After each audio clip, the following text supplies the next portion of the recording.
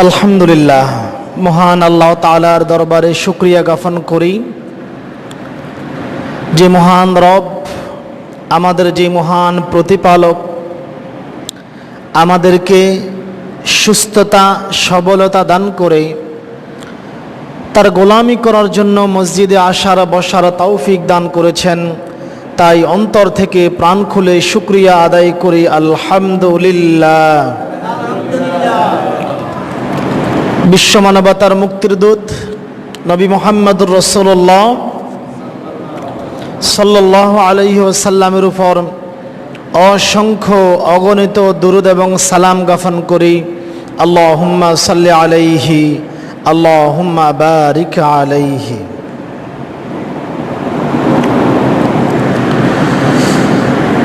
আমরা ইতিপূর্ব থেকেই পিতামাতার অধিকার নিয়ে, হক নিয়ে আলোচনা করতেছিলাম। আমরা শেষ করেছিলাম এই পর্যন্ত এসেই আল্লাহ নবীকে এক ব্যক্তি জিজ্ঞাসা করলো, ইয়া রাসূলুল্লাহ, আমার নিকট সর্বোত্তম আচরণ পাওয়ার অধিকারী কে? আল্লাহ নবী বললেন, তোমার মা।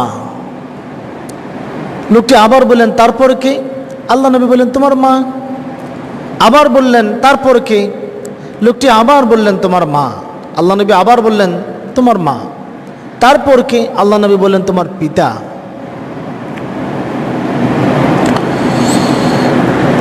পিতামাতা হচ্ছে সন্তানের জন্য আল্লাহ তাআলার দেওয়া অনেক বড় একটি নিয়ামত, অনেক বড় একটি নিয়ামত যা আল্লাহ তাআলা আমাদেরকে, যে পিতামাতার মাধ্যমেই আমাদেরকে দুনিয়াতে প্রেরণ করেছেন। পিতামাতা কি পরিমাণ কষ্ট পেয়েছে আমরা সেটা কল্পনা করতে পারি না, কল্পনা করি না। তবে কল্পনা করার, বুঝার একটা ব্যবস্থা হচ্ছে, আমার স্ত্রী যখন গর্ভবতী হয় তখন দেখা যে আমার স্ত্রীর কি পরিমাণ কষ্ট হচ্ছে। তাহলে বুঝবো পিতামাতা আমার জন্য, মা আমার জন্য কি কষ্ট করেছে। আপনিও তো পিতা হয়েছেন, আপনি আপনার সন্তানের জন্য কি কি কষ্ট করেন একটু হিসাব করেন, তাহলে হিসাবটা মিলে যাবে। তবেই হিসাবটা মিলে যাবে আপনার পিতা আপনার জন্য কি কি কষ্ট করেছে। আপনার পিতা আপনার জন্য কি কি কষ্ট করেছে তখন বুঝে যাবেন। আমাদের প্রায় সন্তান বিয়ের পরে তখন পিতা মাথা থেকে একটু বিচ্যুতি হওয়ার চিন্তা করে, পুত্রবধূরাও চিন্তা করে। আমাদের দেশের এর জন্য পুত্রবধূরাও দায়ী রয়েছে, যার জন্য পুত্রবধূদেরকে বলি, আপনি আপনার শ্বশুর শাশুড়ির সাথে যা করবেন, একদিন আপনি যখন বৃদ্ধ হবেন, আপনি যখন শ্বশুর শাশুড়ি হবেন, আপনার পুত্রবধূ তাই করবে। করাটাই ঠিক, আপনার পুত্রবধূ আপনার সাথে করাটাই ঠিক। আপনি যা করবেন আপনার শ্বশুর এবং শাশুড়ির সাথে, আপনার পুত্রবধূ আপনাদের সাথে তাই করবে। করাটাই বাস্তব, করাটাই বাস্তব। আজকে আপনি শ্বশুর শাশুড়িকে যতটুকু অবহেলা করবেন, আপনার সন্তানও তো একদিন বিবাহ করবে, আপনারও পুত্রবধূ হবে, তখন এটাকে আপনার উপর আসবে না? আপনিও তো শাশুড়ি হবেন, আপনিও তো শাশুড়ি হবেন। এইটা চিন্তা করবেন না, আমি আমার ছেলেকে কি কষ্ট করে মানুষ করতেছি, আমার ছেলে কি এমন করতে পারে? আরে আপনার শ্বশুর শাশুড়িও তো আপনার স্বামীকে অনেক কষ্ট করে মানুষ করিয়েছে। আপনার স্বামীকে তো হাওয়া খাওয়াইয়া বড় করে নাই, মানুষ করে নাই। এই জন্য পুত্রবধূদেরকে বলি, সাবধান, আপনিও শাশুড়ি হবেন। আপনি আজকে আপনার শ্বশুর শাশুড়ির সাথে যা করবেন, আপনার ভাই, আপনার ভাইয়ের স্ত্রী আপনার পিতামাতার সাথেও তাই করবে। আমাদের অনেক পুত্রবধূদের স্বভাব, নিজের বাড়িতে শ্বশুর শাশুড়ির উপরে টর্চারিং চলে, নির্যাতন চলে, জুলুম চলে। শ্বশুর শাশুড়িকে বৃদ্ধাশ্রমে রেখে আসো, বাড়িতে সহ্য হয় না, রেখে আসো। অথচ নিজের বাড়িতে গিয়ে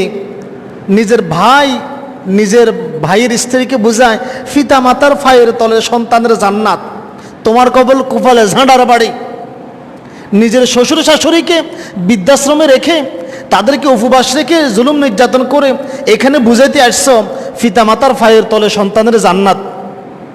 পিতামাতার পায়ের তলে সন্তানের জান্নাত, তুমি এখানে এসে ওয়াজ মারো না। অথচ ও বোন, আপনার ফাঁদে পড়েই তো আরেকটা সন্তান, আরেকটি একজন মানুষ তার পিতামাতার সাথে নাফরমানি করতেছে, তার পিতামাতাকে গালি দিচ্ছে, পিতামাতাকে ধমক দিচ্ছে, পিতামাতার উপর জুলুম করতেছে। আপনার ফাঁদে পড়েই তো আপনিই তো তাকে, আপনার স্বামীকে বুঝিয়েছেন, অল্প অল্প করে বুঝিয়েছেন। হ্যাঁ, তোমার মা আমাকে এই কথা বলতে পারে, হ্যাঁ তোমার মা এই করেছে ওই করেছে, আপনিই তো বুঝিয়েছেন। আপনার ফাঁদে পড়েই আপনার স্বামী আপনার শ্বশুর শাশুড়ি থেকে, তার পিতামাতা থেকে বদদোয়া নিচ্ছে, অথচ আল্লাহ তাআলা কিয়ামত পর্যন্ত যেটা হারাম করে দিয়েছেন। হযরত মুগীরা ইবনে শুবা রাদিয়াল্লাহু তাআলা আনহু বলেন, ক্বালান নবী সাল্লাল্লাহু আলাইহি ওয়াসাল্লাম, আল্লাহর নবী সাল্লাল্লাহু আলাইহি ওয়াসাল্লাম ইরশাদ করেছেন, ইন্নাল্লাহা হাররামা আলাইকুম উকুকাল উম্মাহাতি, নিশ্চয়ই আল্লাহ তাআলা কিয়ামত পর্যন্ত মায়েদের অবাধ্য হওয়াকে তোমাদের জন্য হারাম করে দিয়েছেন। কিয়ামত পর্যন্ত মায়ের অবাধ্য হওয়া সন্তান তোমার জন্য হারাম করে দিয়েছেন আল্লাহ তাআলা। তোমার মা যদি মুশরিকাও হয়, অমুসলিম হয়, তুমি মুসলমান, তোমার মা মুশরিক, তবু তুমি মায়ের সাথে ধমক দিয়ে কথা বলতে পারবা না। তোমার মায়ের সাথে তুমি ধমক দিয়ে কথা বলতে পারবা না। তোমাকে এই হুকুম দেওয়া হয় নাই, তোমার এই ক্ষমতা নেই তুমি তোমার মায়ের সাথে ধমক দিয়ে কথা বলবে। মায়ের সামনে আমরা যখন আমাদের কোনো নেতা ওস্তাদ আসে, তখন তার সামনে হাত দুটো জোড় করে এইভাবে দাঁড়াই, হুজুর কি সম্মান। আরে এইভাবে হুজুরের সামনে কেন দাঁড়াবেন? আপনার নেতার সামনে কেন এইভাবে দাঁড়াবেন? এইভাবে দাঁড়ানোর ব্যাপার তো মায়ের সামনে দাঁড়াবেন, এটা তো মা পাওয়ার কথা, কে পাচ্ছে এটা? পিতামাতার সামনে আপনি হাত উঁচু করে গলা উঁচু করে কথা বলতে পারবেন না। আপনার মা আপনার স্ত্রীকে অকথ্য ভাষায় গালিগালাজ করে, তবুও মায়ের সাথে আপনার ধমক দিয়ে কথা বলতে পারবেন না। কিয়ামত পর্যন্ত আল্লাহ এটাকে হারাম করে দিয়েছেন। আসমা বিনতে আবু বকর রাদিয়াল্লাহু তাআলা আনহু বলেন, আমি ইসলাম গ্রহণ করার পরে আমার মা মুশরিকা আমার কাছে আসতো, সে আমার কাছে ভালো আচরণ আশা করত। আমি আল্লাহ নবীকে জিজ্ঞাসা করলাম, ইয়া রাসূলুল্লাহ, আমার মা মুশরিকা, সে আমার কাছে আসে এবং আমার কাছে ভালো আচরণ আশা করে। আল্লাহ নবী বললেন, তুমি তার সাথে ভালো আচরণ করবে, তুমি তার সাথে ভালো আচরণ করবে, সৎ আচরণ করবে, তার অবাধ্য হওয়া যাবে না। আপনি আজকে আপনার বন্ধুর জন্য, নেতা নেত্রীর জন্য, আপনার শিক্ষকের জন্য যেই পরিমাণ সম্মান দেখাচ্ছেন, এটা তো আপনার মা পাওয়ার কথা ছিল, আপনার পিতা পাওয়ার কথা ছিল, আপনার পিতা পাওয়ার কথা ছিল। আপনি পুত্রবধূদেরকে বলি, এই যে আপনি আপনার স্বামীকে দিয়ে তার পিতামাতার কাছ থেকে বদদোয়া নিচ্ছেন, একটি হারাম কাজ করাচ্ছেন, এটাকে ভালো করাচ্ছেন? পিতামাতার অবাধ্য হওয়া কি হারাম নয়? হারাম নয়? তাহলে আপনি তো আপনার স্বামীকে অনেক ভালোবাসেন, তো কেমন ভালোবাসা এটা, যেই ভালোবাসা দিয়ে আপনি আপনার স্বামীকে একটা হারাম কাজ, পাপ কাজ করাচ্ছেন? এটা কেমন ভালোবাসা বলে এটাকে? এটা কেমন ভালোবাসা? যেই ভালোবাসা দিয়ে আপনি আপনার স্বামীর বদদোয়া চান, আপনার স্বামীর আপনি চান আপনার স্বামীর সম্পদ ধ্বংস হোক, আপনার স্বামীর হায়াত নষ্ট হোক, আপনার স্বামী বিপদে পড়ুক, আপনি চাইতেছেন, আপনি তো সেটাই চান। কেননা আনাস ইবনে মালিক রাদিয়াল্লাহু তাআলা আনহু বলেন, ক্বালা রাসূলুল্লাহ সাল্লাল্লাহু আলাইহি ওয়াসাল্লাম, আল্লাহর নবী সাল্লাল্লাহু আলাইহি ওয়াসাল্লাম ইরশাদ করেছেন, মান আহাব্বা আন ইয়াবসাতা লাহু ফি রিজকিহি ওয়া ইউনসা লাহু ফি আসারিহি, তোমাদের মধ্যে থেকে যেই ব্যক্তি চায় তার সম্পদ বেড়ে যাক, কি বেড়ে যাক? তোমাদের মাঝে যেই ব্যক্তি চায় তোমাদের ধন সম্পদ বেড়ে যাক, তার হায়াতে বরকত আসুক, তার হায়াত বেড়ে যাক, তাহলে সে কি করবে? ফালিয়াসিল রহিমাহু, তখন সে আত্মীয়দের সাথে ভালো সম্পর্ক রাখবে, আত্মীয়দের সাথে উত্তম আচরণ করবে। এখন রক্তের সম্পর্ক আত্মীয়তার মধ্যে এক নম্বরে রয়েছে কে? পিতামাতা। কে রয়েছে? আত্মীয়দের মধ্যে এক নম্বরেই, রক্তের সম্পর্কিত আত্মীয়দের মধ্যে এক নম্বরেই কে রয়েছে? পিতামাতা রয়েছে। পিতামাতার সেবা করবেন, আপনার রিজিক বেড়ে যাবে, আপনার হায়াত বেড়ে যাবে। এখন স্ত্রীদেরকে বলি, আপনার স্বামী, আপনি কি চান না আপনার স্বামীর ধন সম্পদ বেড়ে যাক? আপনি কি চান না আপনার স্বামীর ধন সম্পদ বাড়ুক? আপনি কি চান না আপনার স্বামীর হায়াত বেড়ে যাক? আপনার স্বামীর হায়াত বাড়লে, সম্পদ বাড়লে আপনারই তো লাভ। এইগুলি বাড়লে আপনারই তো লাভ। আপনার স্বামী যদি কোটিপতি হয়, আপনার লাভ না? আপনার স্বামী যদি দীর্ঘ সময় বেঁচে থাকে, আপনার লাভ না? একটি বরকতপূর্ণ হায়াত নিয়ে বেঁচে থাকলে কি আপনার লাভ নয়? আপনি যে আপনার স্বামীকে দিয়ে হারাম কাজটি করাচ্ছেন, আপনি যে আপনার স্বামীকে দিয়ে হারাম কাজটি করাচ্ছেন, এই হারাম কাজের বিনিময়ে আপনার স্বামী যদি তার পিতামাতার বদদোয়ার বদৌলতে একটা অ্যাক্সিডেন্ট হয়ে পঙ্গু হয়ে যায়, তাহলে আপনার স্ত্রীর কি হবে? আপনার স্বামীকে এটা কেমন ভালোবাসা বলে? কেমন ভালোবাসেন আপনি? এটাকে ভালোবাসা বলে না। এটা হচ্ছে স্বামীর ধ্বংস কামনা করা। এটা হচ্ছে স্বামীর ধ্বংস কামনা করা। পিতামাতার কোল থেকে সন্তান কেড়ে নেবেন না। ও মা বোনদেরকে বলতেছি, পিতামাতার কোল থেকে সন্তান কেড়ে নেবেন না। ফলাফল ভালো হবে না, ফলাফল হবে ধ্বংস। আপনার মা বয়স বাড়ার সাথে খিটখিটি হয়ে যাবে, এটাই স্বাভাবিক। আপনার বিয়ের পরে মনে হবে আপনার মাই খারাপ। পৃথিবীতে যদি কোনো খারাপ মহিলা থাকে, তাহলে আপনার মাই আছে, আপনার এটাই মনে হবে। কেন? আপনার মা আপনার স্ত্রীকে অকথ্য ভাষায় গালিগালাজ করে, আপনার মা ঘরে ঘন ঘন প্রস্রাব করে, আপনার মা আপনার স্ত্রীর বদনামি করে। তবুও আল্লাহ তাআলা বলেছেন পিতামাতার অবাধ্য হওয়া কিয়ামত পর্যন্ত হারাম, হারাম, হারাম। তবুও আপনি মায়ের সামনে গলা উঁচু করে কথা বলতে পারেন না, তবুও পারেন না। আপনার বিয়ের পরে মনে হবে আপনার মাই খারাপ, আপনার মা আপনার প্রতি জুলুম করতেছে, আপনার এটাই মনে হবে। ছোটবেলায় তো আপনিও জুলুম করেছেন, আপনি কি কম করেছেন? আপনি কি কম করেছেন? আপনি দেখেন তো, আপনার এই ছোট্ট ছেলেটা এই বাড়িতে ওই বাড়িতে এইখানে সেখানে যার তার সাথে একটা ঝগড়া বাঁধিয়ে দেয়, যার জন্য আপনাকে অনেক গালিগালাজ শুনতে হয়, অনেক কষ্ট সহ্য করতে হয়।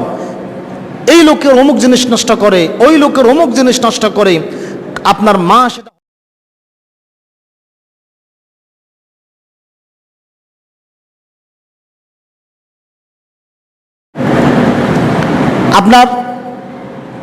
আপনি যখন ছোটবেলায় ছিলেন, আপনিও তো এই বাড়িতে গিয়ে ঝগড়া লাগিয়েছেন, ওই বাড়িতে গিয়ে ঝগড়া লাগিয়েছেন। আপনার মা এর জন্য অনেক গালিগালাজ শুনতে হয়েছে, আপনার পিতা অনেক বিচারের সম্মুখীন হতে হয়েছে। কই, তারা তো আপনাকে ত্যাগ করে নাই, তারা তো আপনাকে ত্যাগ করে নাই। এখন পিতামাতা একটু আপনার স্ত্রীকে অকথ্য ভাষায় গালিগালাজ করেছে, কেন আপনার সহ্য হচ্ছে না? এরপরেও মায়ের সাথে আপনি গলা উঁচু করে কথা বলতে পারবেন না, ইসলাম আপনাকে তার অনুমতি দেয় নাই, এরপরে এর অনুমতি নেই। বিয়ের পরে মনে হবে আমার মাই জঘন্য, এটাই আপনার জন্য কঠিন পরীক্ষা।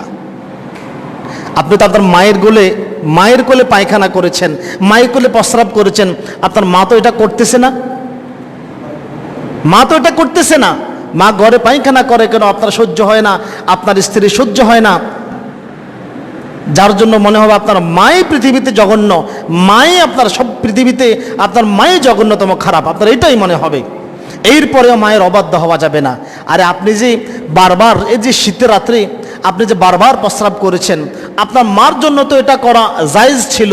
আপনাকে এই ছোটবেলায় ধরে এইভাবে টোয়া দিয়ে এতবার প্রস্রাব করিস কেন, এতবার পায়খানা করিস কেন বলতে পারতো না? পারতো নাই, বলে নাই তো, বরং নিজের কাপড়টা পর্যন্ত ভিজিয়েছেন। আপনাকে তো এমনটা বলে নাই। আপনি করেন কেন? আপনার বিবেক বুদ্ধি কোথায় গেল? নিজেকে অনেক বড় জ্ঞানী দাবি করেন, পণ্ডিত দাবি করেন। আপনি পণ্ডিত নয়, আপনি মূর্খদের রাজা, মূর্খদের রাজা। আপনি মায়ের সাথে এমন করতে পারেন না। মা জুলুম করলেও, পিতামাতা জুলুম করলেও তাদের অবাধ্য হওয়া যাবে না। আর এটাই হচ্ছে সন্তানের জন্য কঠিন পরীক্ষা। আপনিও যে পিতামাতাকে এভাবে কষ্ট দিয়েছেন, আপনিও তো কষ্ট দিয়েছেন। আপনার স্ত্রী, আপনি মনে করতেছেন আজকে আমার স্ত্রীর মতো ভালো কেউ আছে, আমাকে যেই পরিমাণ ভালোবাসে, আসলে স্ত্রীর ভালোবাসা বেশি দিন স্থায়ী হয় না। আপনারা এখন দেখতেছেন না, পত্রপত্রিকা মিডিয়ায় আসে না, কার বউ কার সাথে চলে গেছে খবরও নাই, ঠিক না? কার বউ কার সাথে চলে যায়, আছে খবর? আবার পরক্রিয়ার জারে পড়ে কত স্বামীকে হত্যা করতেছে, দেখতেছেন না আপনারা? স্বামীকে খুন করতেছে, গলা কাটি রাখি যেতেছে, বিষ পান করে হত্যা করতেছে। শুধু এই পৃথিবীতে নিঃস্বার্থভাবে আপনাকে একজনই ভালোবাসতে পারে, সেটা হচ্ছে আপনার মা। কে? কে? নিঃস্বার্থভাবে, কোনো স্বার্থ ছাড়াই আপনাকে ভালোবাসে, কোনো স্বার্থ ছাড়াই আপনাকে ভালোবাসে। আজকে আপনার মা ঘরে বারবার পায়খানা করেছে কেন? হাতে ধরে এই পেটের যন্ত্রণায় এইদিকে করে না এমন? আপনি যখন বারবার পায়খানা করেছেন, আপনার মা তো এমনটা করে নাই, কত আদর যত্ন করে আপনাকে কোলে নিয়েছে, আমার সন্তান ব্যথা পাবে। আপনাকে কেউ জোর করে ধরলে আপনার মা রাগান্বিত হয়েছে, আমার ছেলেকে এভাবে ধরলা কেন, আমার ছেলে কি ব্যথা পায় নাই? আপনার বিবেক বুদ্ধি কোথায় গেল? এই বিবেক বুদ্ধি খরচ করেন না কেন?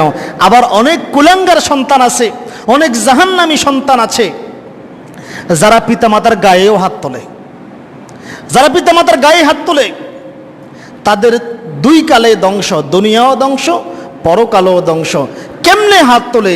যে পেট থেকে তুমি বাইর হইলা, ওই পেটের উপরে কি করে আঘাত করো, ওই পেটের উপরে কি করে আঘাত করো।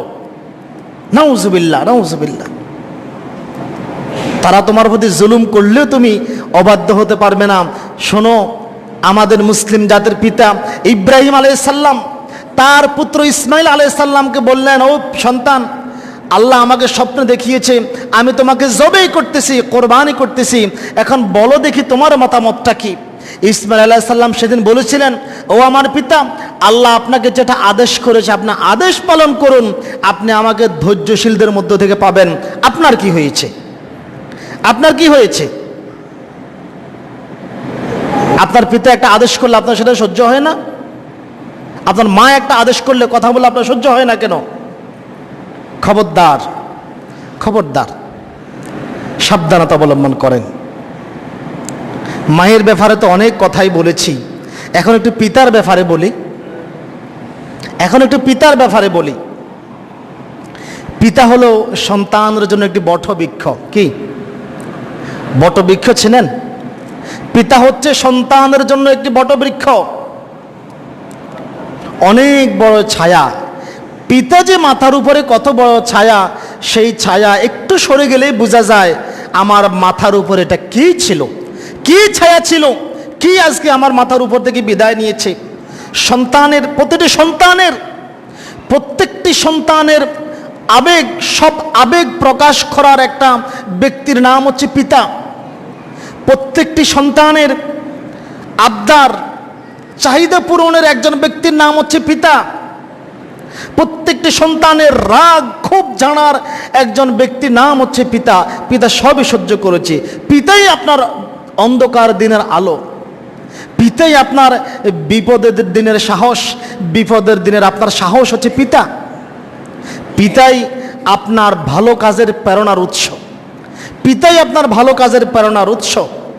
মা আপনাকে পেটে রাখে 10 মাস। কয় মাস? কয় মাস? আপনারা কি কথা বোঝেন না আমার? মা পেটে রাখে কত মাস? 10 মাস। অথচ পিতা মাথায় রাখে যতক্ষণ নাকে শ্বাস, যতক্ষণ পিতার নাকে শ্বাস থাকে ততক্ষণ সন্তানের বিষয়টা তার মাথায় থাকে, সব সময় চিন্তা করে। পিতা সব সময় মাথায় নিয়ে সন্তানগুলিকে মাথায় নিয়ে গড়ে। আমার সন্তান, ছোট সন্তান কোথায় আছে, আমার বড় ছেলেটার কি অবস্থা আছে, কোথায় না জানি দুর্ঘটনার সম্মুখীন হয়েছে, কোথায় না জানি কোন বিপদে পড়েছে। পিতা সব সময় চিন্তা করে।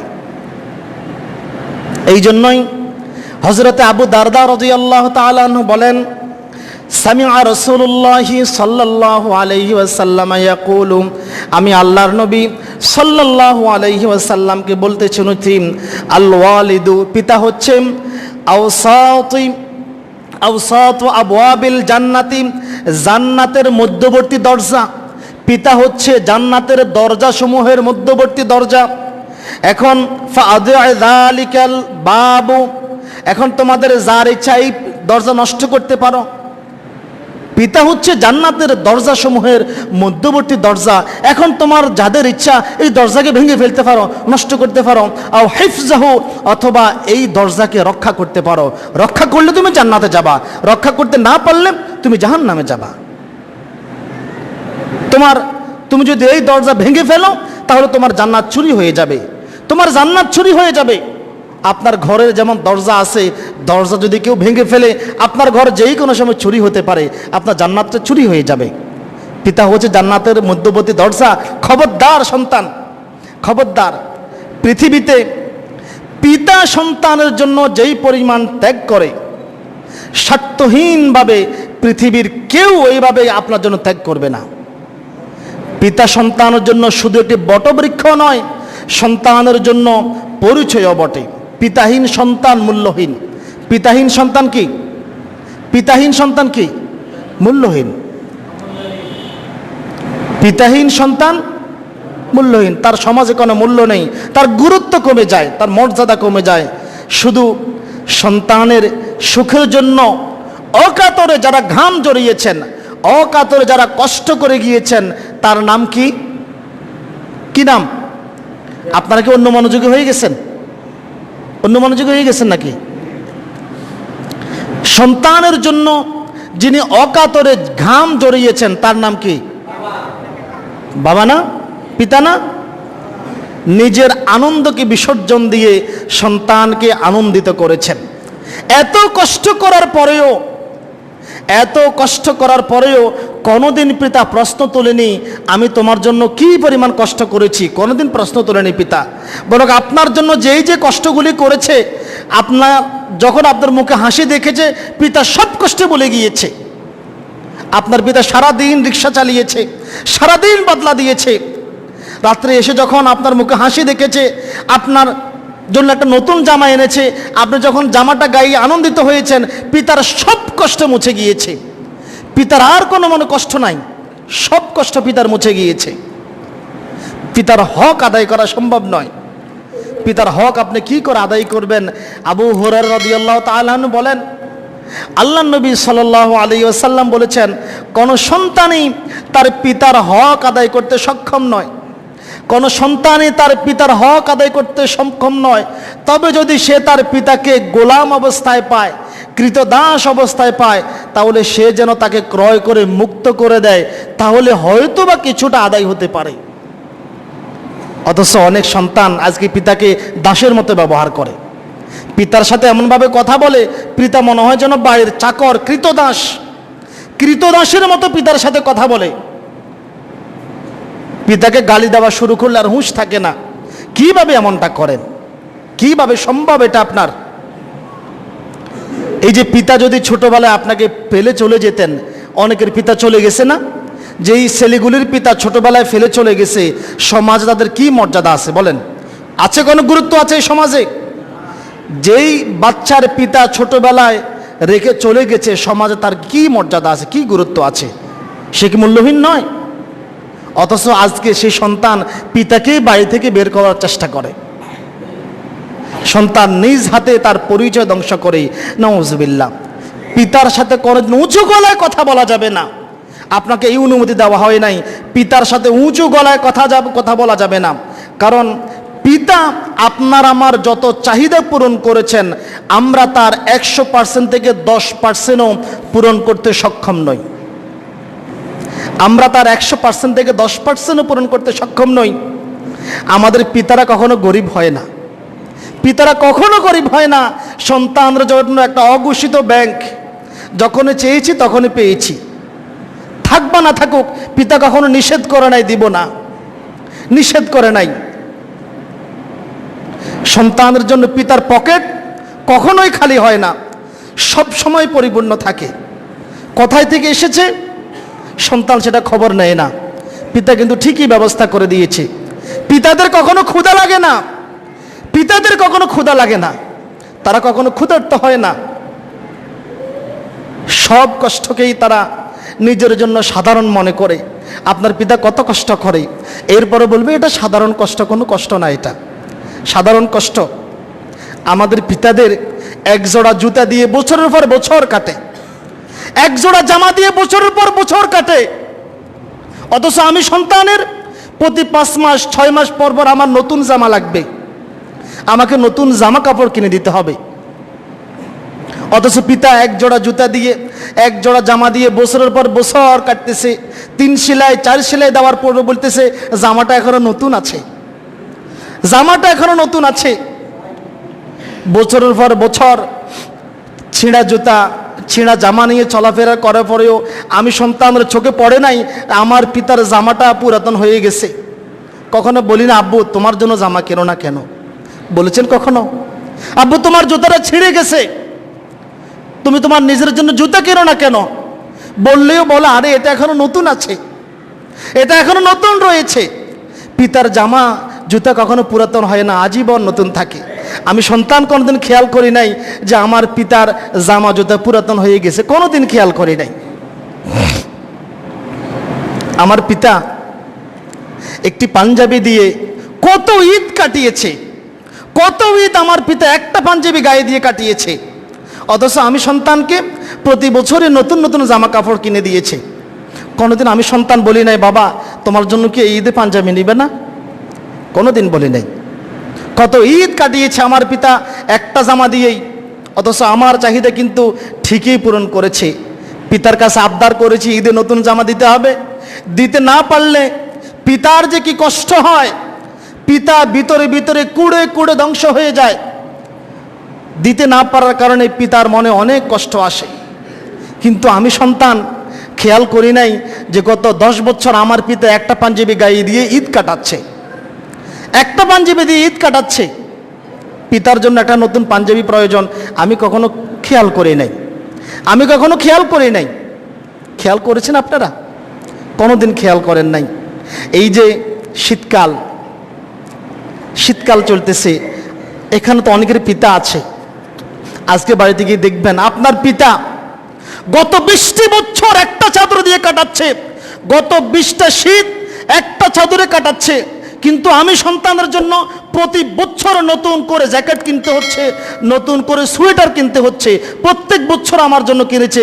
কিন্তু পিতা গত 20টা বছর একটা চাদর ব্যবহার করে করে তার শীত কাটিয়েছে। কোনোদিন আমি সন্তান খেয়াল করি নাই, কোনোদিন খেয়াল করি নাই যে আমার পিতা 20টা বছর পার করেছে এই একটা শাল দিয়ে, একটা চাদর দিয়ে, কোনোদিন খেয়াল করি নাই। অথচ আমি সন্তান, আমার জন্য পিতা ঠিকই ব্যবস্থা করে দিয়েছেন। দিতে না পারলে পিতা যে কী পরিমাণ কষ্ট পেয়েছেন, অনেক কষ্ট বুকে নিয়েছেন।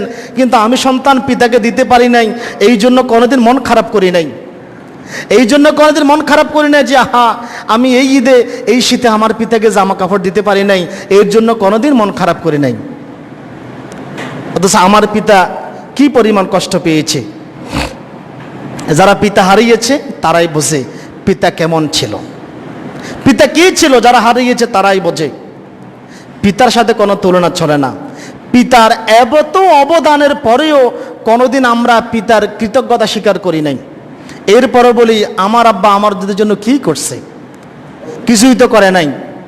এত অবদান রাখার পরেও কোনোদিন পিতাকে একটা ধন্যবাদ দেই নাই। দিয়েছেন কোনোদিন? পিতাকে একটা ধন্যবাদ দেন নাই। আমার বিপদেই সবার অগ্রগামী ছিল আমার পিতা, কোনোদিন ধন্যবাদ দিই নাই। অথচ আমি আমার বন্ধু বান্ধবকে খুশি করতেই ব্যস্ত। পিতার পকেট কেটে 5,000 টাকা নিয়ে বন্ধু বান্ধবকে খুশি করতেছি, কোনোদিন এই কথা হিসাব করে নেই আমার পিতা কিভাবে খুশি হবে, কোনোদিন হিসাব করি নাই আমার পিতা কি করে খুশি হবে। আবার দেখবেন অনেক সন্তান আছে যাদের পিতা রিক্সা চালায়, তারপরে বদলা দেয় বা এরকম নিম্নমানের কাজ করে, সন্তান পিতার পরিচয় দেয় না, লজ্জায় আমার পিতা রিক্সা চালায়। ছি ছি ছি ছি, তোমার কুবালে দুর্ভোগ, তুমি ধ্বংস। তোমার পিতা রিক্সা চালিয়ে তোমাকে ভাত খাইয়ে তো বড় করেছে, তোমার পিতা বদলা দিয়ে রাজমিস্ত্রি কাজ করে, মিস্ত্রি কাজ করে, তোমার পিতা মেতরগিরি করে তোমাকে খাইয়ে তো বড় করেছে। তুমি আজকে পিতাকে অস্বীকার করো কেন? তুমি কি জারজ নাকি? জারজ সন্তান নাকি তুমি? তোমার পিতা এত নিম্নমানের কাজ করে, এই জন্য তুমি পরিচয় দিতে পারতেছো না? লজ্জা হয় তোমার? ছি ছি ছি ছি, কোথায় গেল তোমার? যারা পিতা হারিয়েছেন তারাই বোঝেন পিতা আমাদের জন্য কি ছিল। যাদের আছে তাদের বলবো, একটা অমূল্য সম্পদ আপনার ঘরে রয়ে গিয়েছে, এটাকে যত্ন নেন, এর যত্ন নেন। আর যারা পিতা হারিয়েছেন তাদের জন্য করণীয় হচ্ছে পিতার জন্য আল্লাহর কাছে দোয়া করেন, পিতার জন্য আল্লাহর কাছে দোয়া করেন।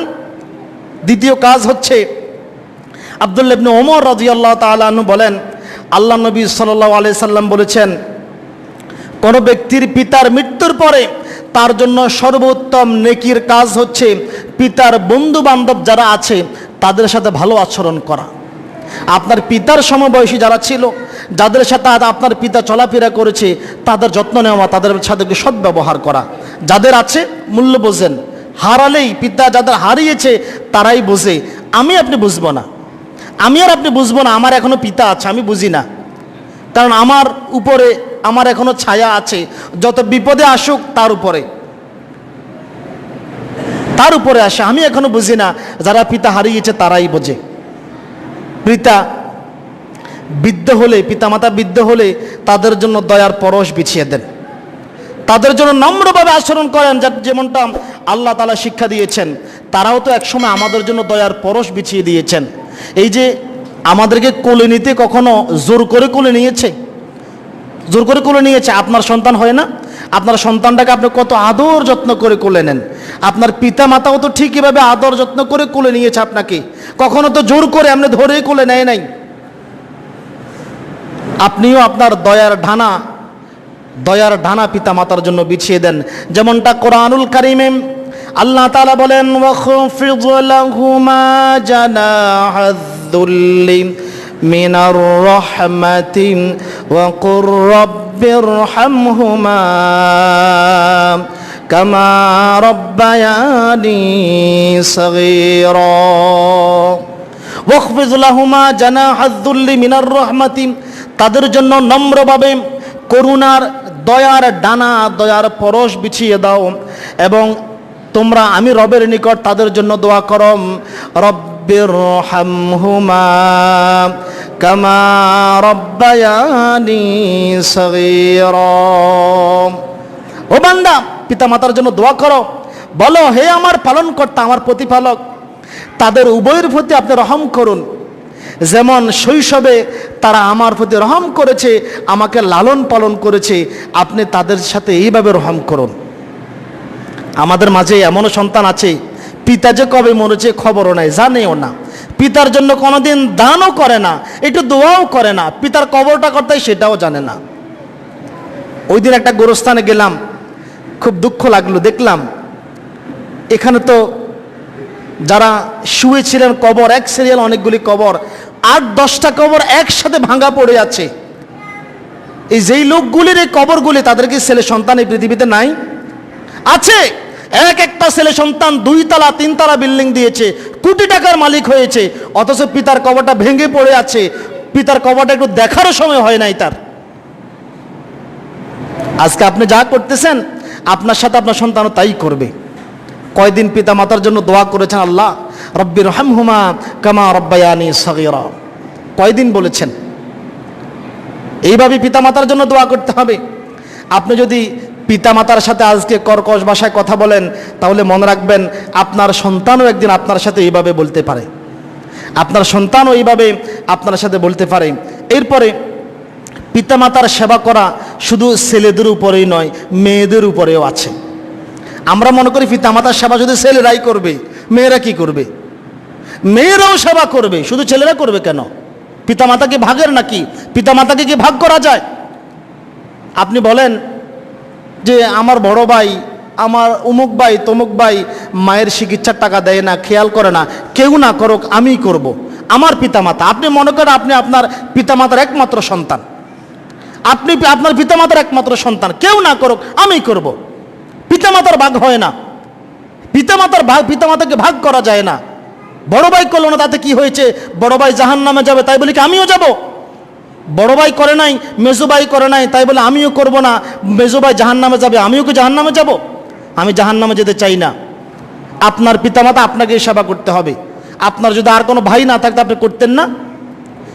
আপনি সেবা যত্ন তাদের? অবশ্যই করতেন। খবরদার অবহেলা করবেন না, পিতামাতার ভাগ বসাবেন না। পিতামাতার ভাগ বসাবেন না। পিতামাতার সব কথা সন্তান মানতে বাধ্য, সন্তানদের জন্য এটা ওয়াজিব, এটা ফরজ করে দিয়েছেন। যদি আল্লাহর নাফরমানের আদেশ না দেয়, কোনো পিতামাতা যদি আল্লাহর নাফরমানের আদেশ দেয় তাহলে সন্তান মানবে না। কেননা আল্লাহর হুকুমের উপরে কোনো মানুষের হুকুম চলে না। আল্লাহর হুকুমের উপরে সৃষ্টি জগতের কোনো সৃষ্টির হুকুম চলবে না, আগে আল্লাহর হুকুম। যেমনটা কুরআনুল কারীমের সূরা লোকমান আয়াত নম্বর 15 আল্লাহ তাআলা বলে দিয়েছেন, ওয়াইন জাহাদাকা আলা আন তুশরিকা বি মা লাইসা লাকা বিহি ইলমুন, আর যদি তারা তোমাকে আমার সাথে শিরিক করার জন্য চাপ দেয়, শিরিক করার জন্য তোমাকে জোর চেষ্টা করে যেই বিষয়ে তোমার জ্ঞান নেই, ফালা তুতিউহুমা, তখন তোমরা তাদের আনুগত্য করবে না, তখন তোমরা পিতামাতার আনুগত্য করবে না। কিন্তু ওয়াসাহিবুহুমা ফিদ দুনিয়া মারুফা, কিন্তু তাদের সাথে সৎভাবে বসবাস করতে হবে।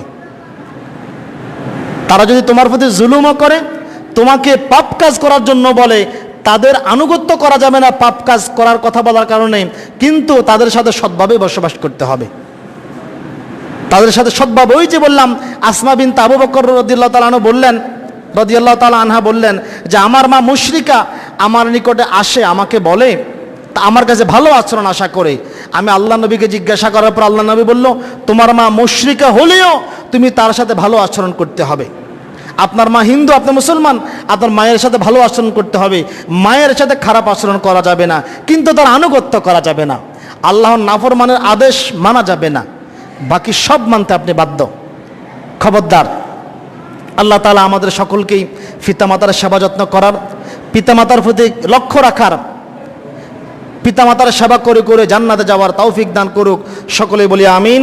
আসসালামু আলাইকুম ওয়া রাহমাতুল্লাহি তাআলা।